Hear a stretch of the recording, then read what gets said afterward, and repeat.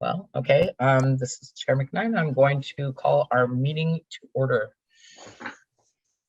Okay, so now we are into our old business, which is usually our chunk of our responsibilities at these meetings. Old business number one is to consider a resolution regarding the preservation of the old Castroville Library. And the Economic and Civic Development Department is going to make a presentation. And hi, everybody. Hello. Happy to see you all. Eileen Dalton with the Alameda County Community Development Agency, Economic and Civic Development. I'm here with Susan McHugh. We also have our two experts from ARG Architecture, also as panelists, Sarah Hahn and Stacy Farr. Before I hand it over to them, they can introduce themselves, and then they're going to give us a presentation on the historic resource evaluation that they did on the old library, just as a reminder for you all and those listening. The Community Development Agency was tasked to evaluate the old Castro Valley Library as a potential location for a combination of affordable housing and space for veterans services at that site. And so we've been working diligently on that task, and have, as you have heard earlier, we took some time and first of all did some architectural space analysis, like actually what could fit on the site, massing wise, nothing particular to design, but just sort of what level of number of units and space could be accommodated at that location.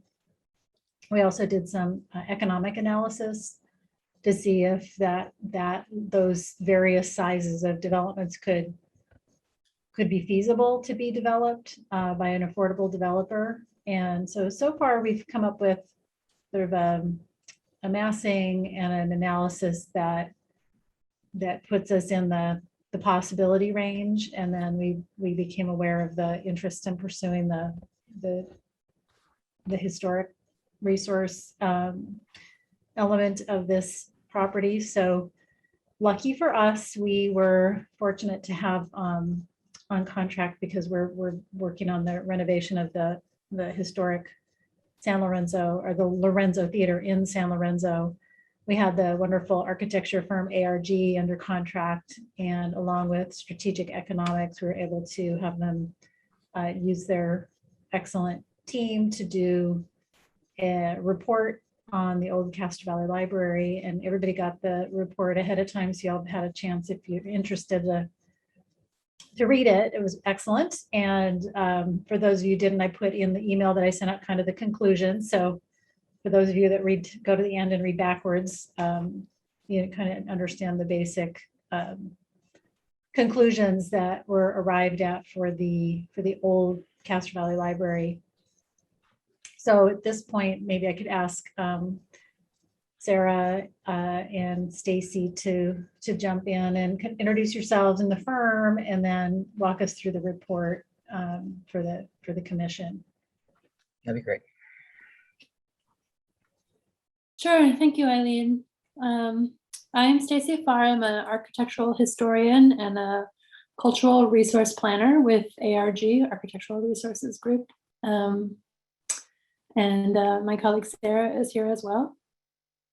Hi, I'm Sarah Hahn, also architectural historian. We prepared this historic resource evaluation for the former public library, Castro Valley Public Library. The library is a mid-century modern style building. It was designed by the locally active architecture firm of Wahamaki and Corey, and it was built in 1962. So in our report, we evaluated the property for eligibility in the National Register of Historic Places, the California Register of Historical Resources, and the Alameda County Register of Historic Resources. The property had not been evaluated before, so we were sort of starting from scratch. We made a site visit I took a lot of photographs inside and out. I did a lot of research in local newspaper archives. I contacted the Hayward Area Historical Society and I worked with them to gather the information they had about the property. And I referred also to some really relevant reports that are sort of secondary sources, but really tangential to this building. I used a existing modern architecture context statement that's been developed for the city of Fremont and the city of San Francisco. And then there's also a very good resource. It's a evaluation of sort of the development of post-war public libraries in all over the United States, but focusing on California. That was developed for the post-war libraries in San Francisco, but it has an overarching similarity in theme to the library here in Castro Valley. So for all the different levels of eligibility, national, state, and local, we're basically looking for significance in 3 different areas. That's association with historically significant events or patterns of events, association with historically significant people, or whether the building embodies the distinctive characteristics of a certain style of architecture. So based on our research and our evaluation, we determined that the library does appear eligible for listing in the California Register and the Alameda County Register for a couple different reasons. It's a distinctive local example of mid-century modern style architecture in the California context. And it includes many of the design directives that were laid out in these 2 very influential publications that were written by the American Library Association for public library design in the post-war era. So once we develop these findings of significance, we also have to determine whether the property retains enough of its original design and materials to convey its historic appearance. And this is a concept that we call integrity in the historic world.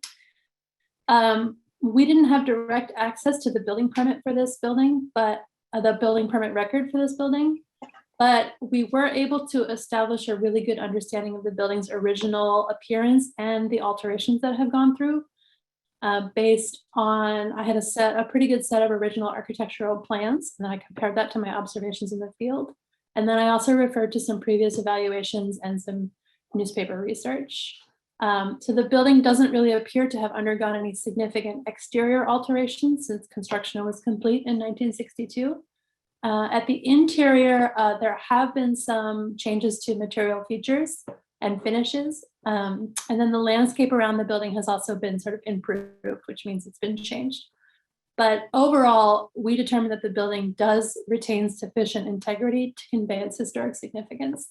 So historic significance plus integrity equals eligibility for listing on the California Register and the Alameda County Register. And a building that is determined eligible for local and state listing would be considered a historic resource for the purposes of CEQA. So unless anybody has any questions about the subject of the findings of our evaluation, I'm going to move into just talking a little bit of an overview of what that CEQA eligibility means for a proposed project. I have Okay. a question. Sure. First of all, thank you for the presentation. That was very helpful, very succinct and to the point and clear. So thank you. My question is, if it's eligible for these 2 historic registers, is it protected before it's put on either one of these registers? In other words, what's its status if it hasn't, it's eligible, but it's not actually on a register at this point? Determined eligible for register listing is triggers CEQA status. Okay, thank you. So it doesn't need to be formally listed. It needs to be determined eligible through qualified survey, which is what this is. Okay, so that means then it cannot be altered or demolished or changed unless it goes through a CEQA process? Yes. Yeah. Okay, thank you. Sure. That is actually a good lead in to sort of what I'm going to go through in the next section, if that's okay. If a proposed project may cause a substantial adverse change to a historic resource, a CEQA determined historic resource, CEQA requires the city or the county to develop carefully consider possible impacts to the property. Mhm. So a substantial adverse change in CEQA language is it's a physical demolition, destruction, relocation, or alterations of the resource or its immediate surroundings such that the resource can no longer convey its historic significance, materially impaired such that it can't convey its historic significance. So for redevelopment of the site, you know, there's kind of three options. There's the preservation of the building, which, you know, basically entails no changes to the building, and that would be a less than significant impact under CEQA, and it would allow the project sponsor to avoid addressing cultural resource impacts in an environmental impact report. The second option would be a rehabilitation of the resource, which actually means, it doesn't mean rehabilitation in the traditional sense. It means alterations to the property that don't diminish its ability to convey its historic significance. So it's the act or process of making a compatible use for the property through repair, alterations, and additions while preserving the portions of the building that convey its historic and architectural value. So that's a way to make changes, but still potentially have a less than significant impact on the building, which also allows you to avoid the cultural resources impact portion of the EIR. And then your third option, you know, the third option of demolition of the resource, this triggers the cultural resource impact section of the EIR. And you would end up needing to, I don't know, there's this, you know, it's a complicated process, but on the cultural end, you would end up doing mitigation measures. Likely, you can never mitigate an impact of a demolition to less than significant. So you still go through the EIR process, but the typical mitigation measures include documentation of the building before it's demolished, which includes like high-level photography and historic documentation, and then development of some interpretive signage. And those are just two examples. There's other kinds of mitigation measures, but those are the most common mitigation measures for demolition of a CEQA historic resource. So that's what I have to share. And Sarah, if you have anything to contribute, or we are also open to questions too.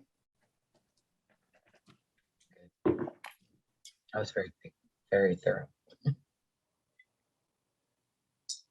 anyone have any questions they'd like to ask or comments they'd like to make about the subject?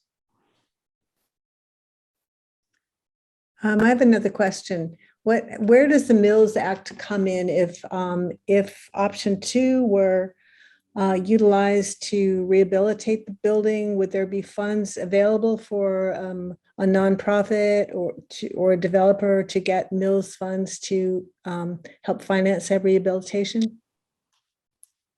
Or maybe that's not your bailiwick, I understand, but. Rehabilitation projects that comply with the standards, which is the sort of guidelines for rehabilitation to keep the historic significance intact, those do qualify. That would keep you in the arena for Mills funding. Okay.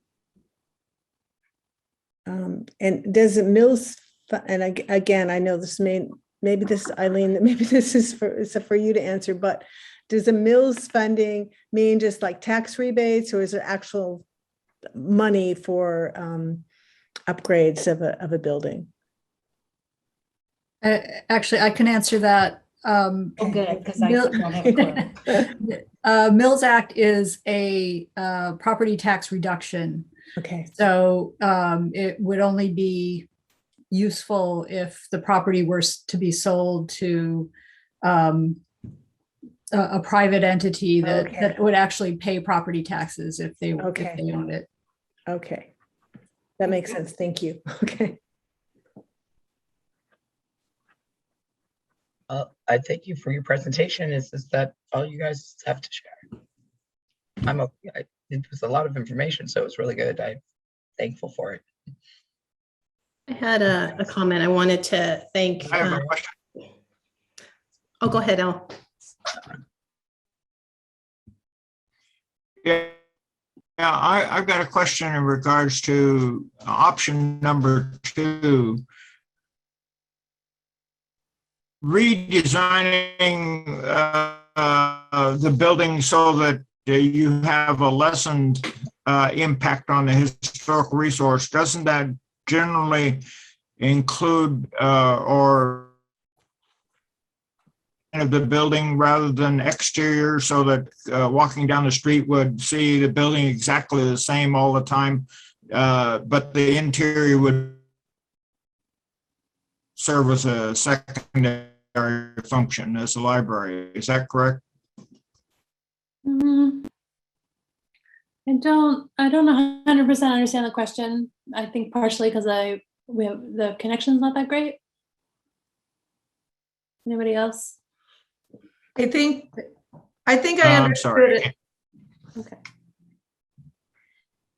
I think I might have understood the question. And so, yeah, this second option, rehabilitation, you can make changes to the exterior of a building, but typically, you know, to maintain the integrity and the character defining features, you would maybe locate like if you made it a small addition to the building, you would make it smaller and use kind of compatible materials, but you know, maybe attaching it to a secondary elevation. There's different design approaches that you can use to minimize the impact of any additions or exterior work. But yeah, you would have a little more flexibility with the interior. I think that might answer the question. But if not, let us know. Yes, thank you. Thank you. So I have a question and a comment. First of all, thank you for providing us with this evaluation ahead of time so that we could study it. It was really well done, and I really appreciated having it prior to the meeting. Secondly, I guess my question is, what is the county's next step? You have the fiscal analysis and you have an historical evaluation. What's the county's next step, and where are the veterans in this process? And are there any comments from the audience as well, or questions? Great question. I invited our veterans team that we've been meeting with to this meeting. So I see some of them in attendance today. Okay. So I wanted everyone to hear the information all at the same time with our experts to go over this great report, and everybody had it ahead of time. So I thought this was efficient to have everybody come to this PRHC meeting to hear this piece of the report. So our charge, and I'm working with our, my partner agency, HCD, who's the housing director, on the next steps. So now that we have this report with the options that were laid out, we'll be having to prepare basically a staff report of the whole body of work that we've done and bring it forward. And I've been working with Supervisor Miley's office. I think probably we will, and we're not going to go right to the board. I think we're going to take a step through the Castro Valley MAC, maybe unincorporated services, as a subcommittee of the board, and then to the board for just to lay out sort of our staff report of how we would achieve the board's goal and let them see what the options and impediments are to moving forward. There's also a whole layer of information we'll add about the Surplus Lands Act that impacts this property. And so once that report is done, we'll be taking it on the road show or on the road to share with the community and to the board to get some final direction on next steps. So ultimately the board will give us the guidance, and obviously you'll have a chance to see the staff report when it goes to the next public meeting. I haven't scheduled anything yet. We got this report back from ARG, and we kind of rushed it onto this because we want to just keep the ball rolling and got it to here, but we haven't even started drafting our next report or even looking at calendars for agendizing future meetings yet. So I didn't come prepared with that, but I promise to share that with the full group as we go forward. So is this property declared surplus, or is it in the process, or what is? Oh, no, the board would have to take a distinct action to do that. Okay. So that we haven't done any of that yet. So this is the report that we would bring forward would be, you know, all of the information, sort of how you could thread the needle to take this forward as a RFP for affordable housing with veterans services. Mhm. And then there actually might even be a couple of options about how to go forward with that our board can think about. So that's all to come. Nobody's declared anything surplus or surplus exempt Okay. yet, but that would be part of the actions the board would need to take before that could happen. Okay. Thank you. Sure. I would like to continue with my comment. I wanted to thank Stacy and Sarah for their very detailed report and clear presentation. And also to Alameda County for maintaining ARG under contract. I'm curious, the cultural resource part, if the contract with Alameda County also would be allowed in other GSA-owned properties. Good And question. that would include the Pioneer Cemetery and White Cotton Cottage. Yeah. Thank So you. this is, yeah, good question. And I'm kind of giggling because we are really lucky that we have ARG. It was just kind of a fluke of good luck that we're working on a fire damaged historic theater. So I pat ourselves on the back that we did an RFP and selected ARG before the fire as the historic architect that would guide the future renovation, because we had a private developer in tow, and we wanted to make sure that the development going forward would respect all of the historic elements and fit within those. You know, you heard the options, so we wanted to keep within the historic designation and not trigger, hit any tripwires. So we hired ARG. So we had them under contract before the fire, and then now their work has shifted dramatically to help us through the fire. So long story short, it's just a unique circumstance that we had them under contract along with our economic development consultant, where we paired them together to produce this report for us. So any other, and this, isn't like, we don't specialize in historic resources. We just happen to have that theater. So any future work that the big county outside of CDA through GSA would do, I would have to leave that question to GSA or the agencies that are responsible for other county properties. And they would have to probably do some kind of procurement separately to hire someone.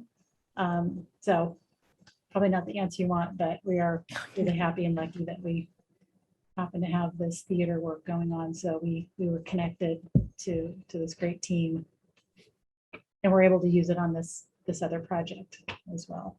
Great. That's it. It's pretty limited. It's just limited to this little bit of work.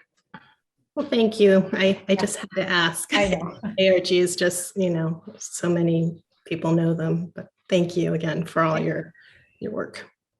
Thanks.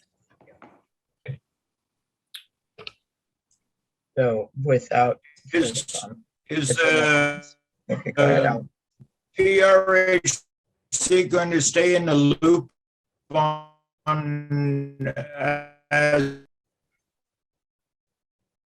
Losing you, Al.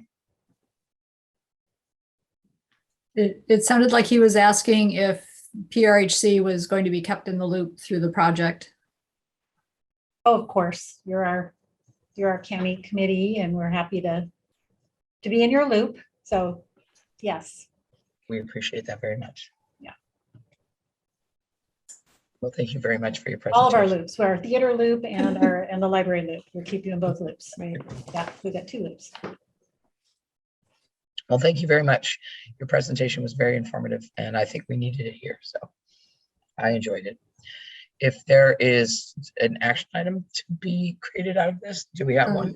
Actually, there's some members of the public that want to speak. Oh, I didn't know if okay, that makes sense. Go ahead.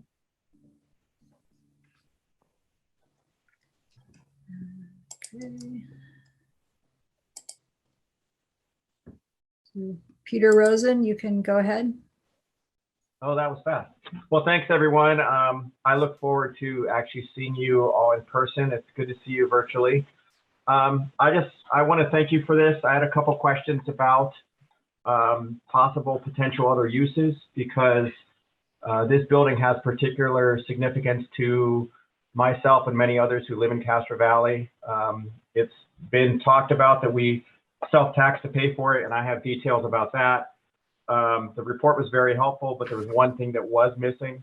The Castro Valley Library was funded by property taxes of 10 cents per $100 assessed value when it was first proposed, and it ended up paying for about half of the library, and the other half was paid for with sales tax revenue from the unincorporated community. In 1962, during the grand opening, Supervisor Dunn announced that the grand total for the entire project, including the land, was $309,260, and it had been completely paid for by the local tax and sales tax revenue from the unincorporated area. And this was one other element that talks about how important it is to our community. I mean, we self-taxed for this because we recognized how important it was to have a local resource like the library. And I have heard one of the proposals from the veteran group about turning it into a resource center, and I think that's great. I'm urging people to not tear down the library because I think it's an amazing building. I'm really happy that the report talks about its significance. And if you haven't been in there, the way that the light comes through it, the way that the space is amazing. And it's really important to a lot of us. And I would love it if it could be repurposed without being torn down. I think that location, it would be a great location for something that would serve the veterans. And it would be a grand community benefit. So thank you. Thank you. Thank you. Next is John Mcpartland. Welcome. Thank you very much, and I appreciate the opportunity to be able to speak to you today. I'm John Mcpartland. I'm on the board of directors at BART, Castro Valley resident for over 40 years and Alameda County native. In addition to that, I'm a retired Army colonel. I would like to, first of all, thank Ms. Dalton Farr and Han for the enormous body of work that they've done and their tenacity to keep on this project and come up with this recommendation for a resolution regarding the Castro Valley Library. Specifically, on the issue before us today is that we need to enter, or this body hopefully will end up taking the resolution to move forward and recommend historical registry for the library, both at the state and at the county level. That's the first step in order to be able to preserve the building. Getting ahead of in making a recommendation, or some of the speakers or some of the members on your body have been discussing different options of what use it could potentially end up having in the future. While I am a veteran and I agree with the previous speaker, I'd like to point out that the first step really is just to make a recommendation for the resolution of the historical registry so that we can end up preserving the building as it is and move forward. Now, where we go forward with that, yes, I agree with the previous speaker for a veteran, not only veterans, but community service building as well. And in our preparation for this with our ad hoc committee, we also have partnered with HARD, and we have a letter of intent on their part in order to be able to join with us to be able to use that building. But since I've got about a little bit less than 1 minute left, I'd just like to reiterate thank you to Ms. Dalton Farr and Han for their enormous work. And I recommend that this body recommend a resolution for historical registry, both at the county and state level. Thank you very much for your time. You're welcome. Thank you for your input. Is there anyone else on our list? Yes, Roxanne Lewis. Wonderful. Thank you. I would just like to sort of echo the last two speakers also. I'm a lifelong resident of Castro Valley. I watched the library being built. It's a great representation of the mid-century modern buildings, and it really needs to be preserved. And as Mr. Rosen stated, the community built it. It belongs to Castro Valley.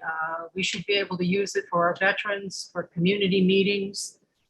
I believe the bulk of the community is behind saving it and getting it on the California and the county registry. I think that's just about it, because I pretty much agree with the last two speakers that it needs to be preserved. It's a great building. We need to keep it as it is. Thank you. Thank you. She was our last speaker on this subject. If anyone else would like to speak, you can go ahead and raise your hand now.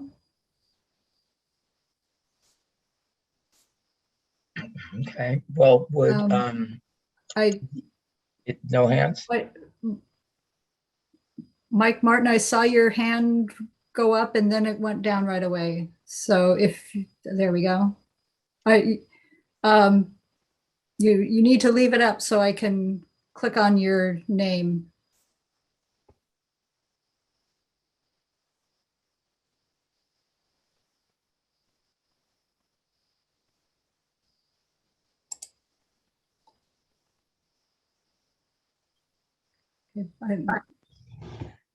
There we go. You can go ahead. Okay, thanks. Yeah, the commands on my end were, my hand was lowered, but that's when you were registering it as raised. So very funny. Anyway, I want to thank everybody. I'm one of the Veterans Committee people. I've been intimately involved since day one. And it's been quite a journey for us. I going to piggyback on what John Mcpartland just said, and Roxanne and Peter. The integrity of keeping the building intact. We have several thousands of signatures that signed petitions that said the community, that's what they want.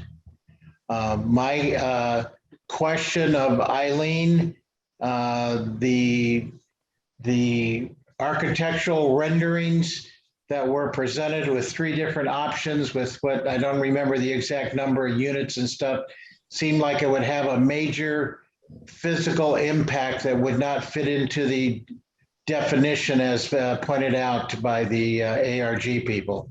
So that is a concern, an explanation. Maybe you can help us to understand how that's going to go, because I don't see how that works with keeping the building, with the outside of the building being the majority of the thing that you need to keep for an integrity to be on the historical charters, both the state and the local. So that's my concern. For those of everybody else in the community and for the commission, parts of our proposal have always been to be a community building as well as a veterans building.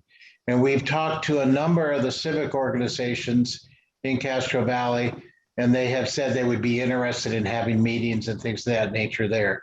We're not going to be all encompassing, because we're not going to have, if we do what we want to do, we're not going to have the kitchen capabilities. So we couldn't do that kind of a thing, but having meetings and, coffee and that kind of thing, definitely. But it will be a community as well as veteran site, primarily for the veterans, to help them get the benefits that they've earned over their years in serving our great country.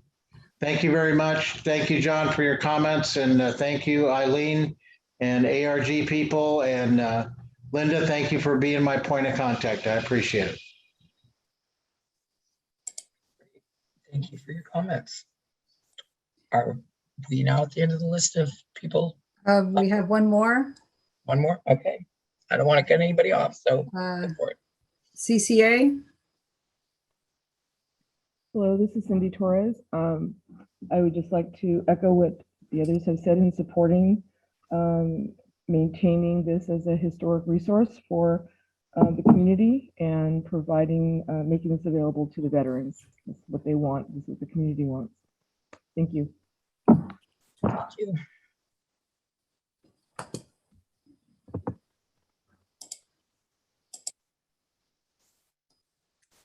Okay, that is all of the speakers. Okay. Is there anything that any of the commissioners would like to input? I would like to know at what point is it appropriate for us to make a resolution to put this building on the both the Alameda County Historic Register and on the State of California Historic Register? Well, I would think with the research done by the people who just spoke to us, that we have all the, I guess, the backing documentation to support our assertion. So Liz, so I understand from Eileen that there's going to be a lot of meetings and work with the supervisors to figure out all the elements of, you know, what's going to happen with this building. So so when is it, can we make can we vote to make a resolution today? Do we need to wait to see where we are in where the county is on the process? I'm just not unclear what step we take and when. What you might consider doing today is taking a vote as to whether you want to support putting the building on the county register and the state register. And then if that motion passes, you could consider a resolution to that effect at your next meeting in December. Okay. Okay. All right. I had a thought. I recall from a previous meeting that this building was originally funded with taxes collected from Castro Valley residents, but not the rest of not the entire county, it was just a local, like very local tax. Am I wrong about that? I don't know, maybe I dreamt it. But was that true, that there were taxes that were contributed by Castro Valley residents to partially fund the creation of this building originally? Is that true? Nobody knows? Okay, well, it's just a thought. I was just thinking that I could see that the Castro Valley residents, even though they are probably not the ones that invested in it with their tax dollars, that they are the children and grandchildren of those people, and that they might have, there might be a strong constituency of individuals from Castro Valley that are interested in the preservation of this building, along with the people that we've heard from and some of us too. So I'm not sure. Could we do or plan on making the push to get it on the registers, make that a task for maybe our next meeting or something? But do we need to interject with any stage of the development as it's going on in support, or is our support that we've sent out in our letter enough? I think Liz has just said that we can take a vote at this point to That's the resolution to put it on the register, right? yes, to put it on the county register and the state register. Okay. County register and the state register. What I was suggesting is that today would be a vote to just decide whether you want to support putting the building on the county register and or the state register. It wouldn't be the official resolution that would go to the board to recommend. It wouldn't be the actual nomination to the register. It would just be a vote of support. And if you do pass that motion, then we could work on the register after, or excuse me, the resolution after that. Yes. Okay, yes. that makes sense. Okay. I move we take a vote on to be in favor of putting wait, go ahead, Al. Go ahead, Al. I have a question. Yes. Yeah, one of the things I think we could nominate, if you can hear me, I think we could put it on, make a motion to put it on the county register as a building of merit to the Board of Supervisors. The state board requires, for historical resources, requires quite a bit of paperwork, and generally that means dollars. Somebody's got to spend some money or get somebody very dedicated to do all the legwork. But I think we could make a motion to put it on, to recommend to list it as a in Alameda County, and let the Board of Supervisors, and then after that, that'll preserve it. And then after that, actually, it'll be preserved by just being designated as a historic resource. But after that, we can fight for getting money maybe from Alameda, from Castro Valley, to put it on the state register.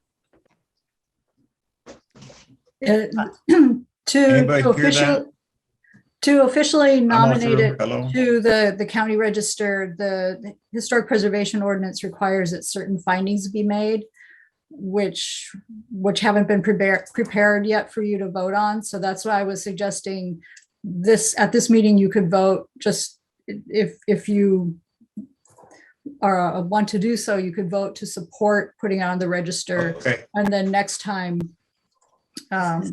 we could have the actual official resolution that makes the findings that are required in the ordinance. Yeah. Okay. So I have one other question, Liz. I recall from reading this evaluation that this building would qualify as a landmark, but not a structure of merit. Is that? Landmark is higher category. I don't recall offhand what the report said, but we can look at that. So I would like to make a motion to support the idea of putting the former Castro Valley Library on the Alameda County Historic Register and the State of California Historic Register. I second. All in favor? Aye.